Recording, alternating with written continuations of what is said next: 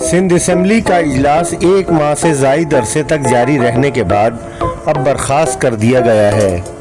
اس طویل اجلاس کی پارلیمانی کارکردگی کی اگر بات کی جائے تو یہ کہا جا سکتا ہے کہ ایوان نے اپنے مختلف سیشن کے دوران بہت سے اہم قوانین کی منظوری دی اور چند اہم قراردادیں بھی پاس کیں، لیکن ایوان کی کارروائی سے ارکان سندھ اسمبلی کی عدم دلچسپی کا رویہ بدستور برقرار رہا۔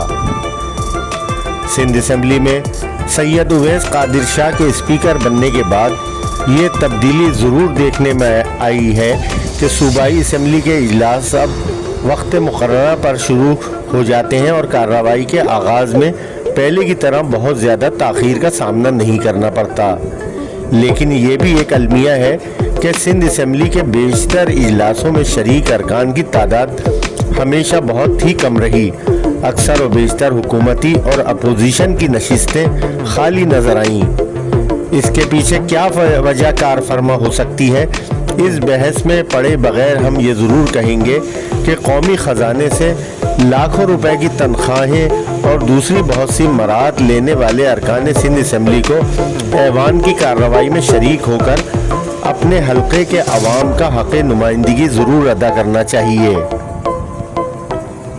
سندھ اسمبلی میں اس وقت یہ خوش آئین بات ضرور دیکھی جا سکتی ہے کہ وہاں پہلے کی طرح اب آئے دن کی ہنگامہ آرائی اور ہلڑ بازی کا سلسلہ تھم چکا ہے۔ ایسا کیوں کر ہوا؟ یہ بہت ہی اہم سوال ہے۔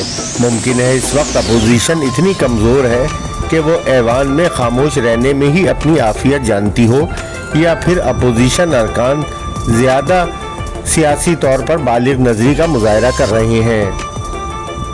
سندھ اسمبلی کے گزشتہ روز اختتام پذیر ہونے والے اجلاس کی ایک خاص بات یہ بھی رہی کہ اس بار حکمراں جماعت نے ایوان میں نئے پارلیمنٹیرین کو کھل کر اپنی کارکردگی دکھانے کا موقع فراہم کیا، جو اتنی بری بھی نہیں رہی، بلکہ کئی نئے پارلیمانی سیکریٹریوں نے اپنے متعلقہ وزراء کی عدم موجودگی میں بہتر کارکردگی کا مظاہرہ کیا۔